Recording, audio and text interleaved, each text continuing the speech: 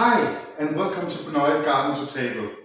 Today I will show you how you can easily make head cheese, prawn, sylte, sauce or terrine. It has many names depending on where you're from. But in this video we will use the term head cheese that is most recognized in English countries. But don't be fooled by the name. There's no cheese in this recipe. Where the cheese comes from, I do not know, but you can feel free to leave a comment below if you know the origin of the cheese part of the name. The head part is simple to explain where it came from, and it is because it used to be made from the head of the pig. It is also used to be made from the legs of the pig to make head cheese. The simple reason why it's the head of the leg is that to make head cheese it has a lot of bones and skin, and when you cook it, it will release a good amount of gelatin to make the stiff jelly. But for this recipe we will use some small cuts of meat with no bones and only a little bit of skin. And yes, that means that we do not get the gelatin part that we normally would need to make the jelly. So we have to replace it with gelatin, something else, and that is agar powder. And the reason why we use agar instead of gelatin is that we are here located in the Philippines, where it's all year round have a nice hot temperature, where the normal gelatin will simply melt all the time. So with agar powder it's not problematic with the hot environment. We will simply use some unflavored clear Gulaman powder that is basically agar powder, or act the same way as agar powder would act, to, you could say, glue together the meat together so it can be cut into nice pieces.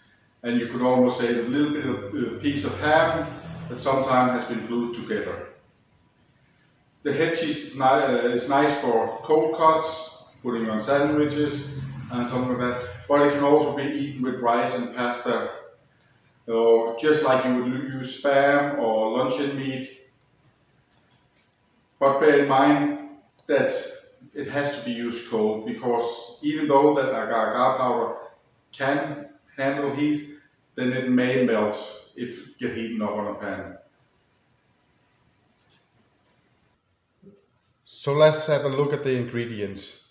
We need about 1 kilo of pork meat, and we have some nice pork meat here with a little bit of skin, not too much, and a little bit of fat. So that's perfect for this head cheese. We also want to make it a little bit fresh and more healthy, so we put in some carrots, that's good for it, some chilies, we like it a little bit spicy, and some fresh ginger. For the taste, some of the taste spices, we have 4 teaspoons of salt, 2 teaspoons of peppercorns, 2 star anise, 3 cloves of garlic, and about 5 leaves of laurel leaves. And also we need about 2 liters of water and some Gulaman powder, clear, unflavored. If you like, you can make it with your own spices to make it fit the taste that you like. You can put onions, some other like paprika, or you could put curry powder in, or smoke flavor, or tandoori, or imperador to give it a taste like that. But let's have a look at the tools that we need to be able to make this. We need a cutting board, a knife, a good sized pot. We use a pressure cooker to shorten the cooking time. We need a spoon for stirring, a sieve, some forms to put it in, and a whisk.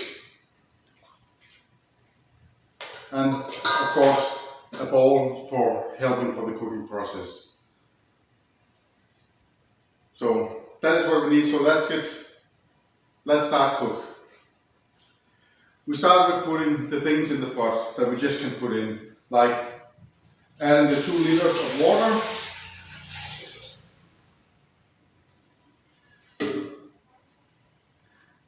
We just take the garlic out, and then we add the salt, pepper and bay leaves just straight into the pot. And then we have to prepare. Now we get cutting. We clean and cut the carrots into small pieces. We already peeled them, so we just cut the top off and then cutting them into small pieces. And it's always good to have a good sharp knife.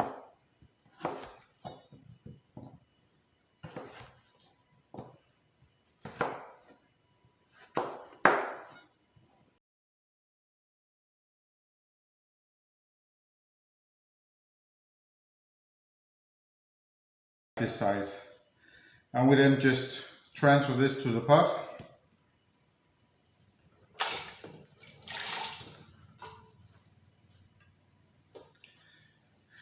And then we take the garlic and just quickly peel the skin off, or some of the skin off. Don't worry, we will fish out the garlic later on. It's just for giving flavor, so just mash them a little bit and then throw them in like this into the water. The chilies we just take and cut into small. You should learn to like them, and transfer into the pot.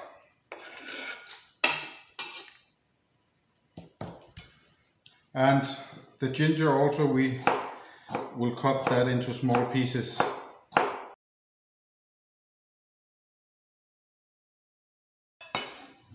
And transfer to the pot.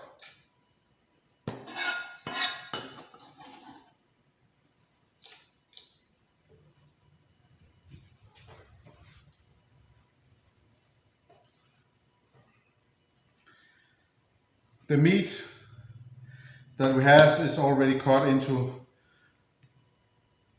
now some nice pieces, so we can just transfer that directly into the pot. So we are lucky here.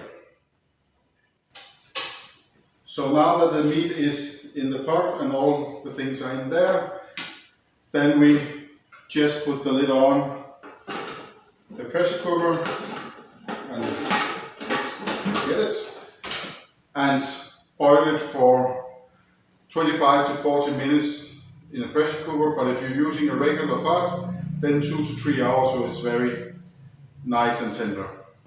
And with the magic of time and video editing, we now cook the meat tender and have that.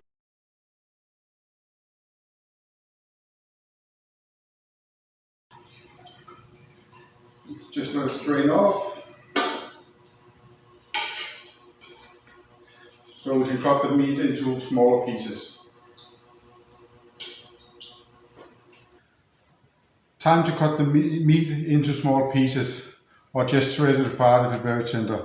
If this is very tender, you can more or less just push it apart into small pieces, but the fat is a little bit, but you can actually cut this with the back side of the knife. That's how tender it is.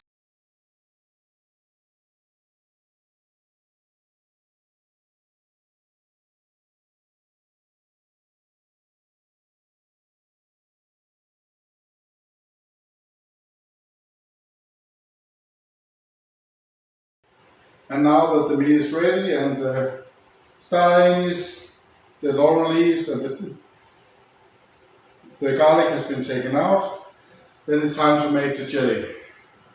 And just remove this one, don't need that one anymore. And what we do is we whisk in the powder in the water, and then we give it a good whisk so there will be no lumps. And when you're sure that there are no lumps in here, because whisking, then we can turn on and start heating it up. And while it's heating up, then we can put the meat in that we shredded. That was the easiest way.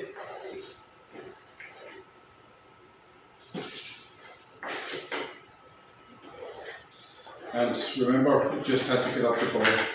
And don't forget the carrots that's also left, to get them into the mix. All the goodies. And now that it has got a small boil, then we want to transfer it into the forms. And I got 2 forms to transfer it into.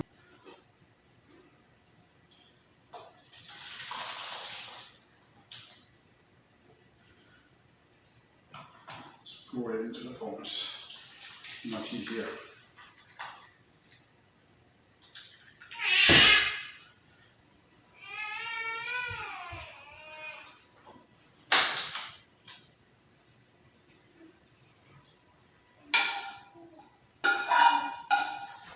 And don't forget to get everything out and into the form.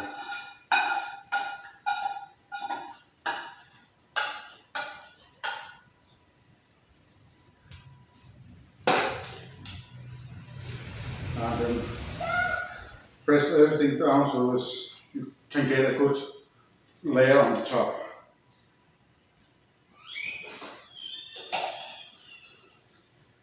And while this is getting stiff, it would be a good time for you to like this video and subscribe, and hit the subscribe button for more videos like this. So now that it's gotten stiff, let's have a look at it.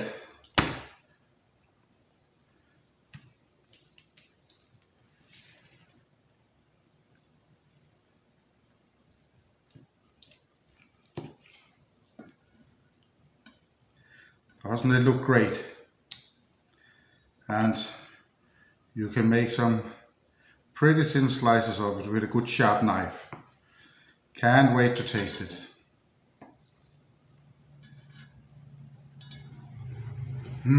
Tastes good.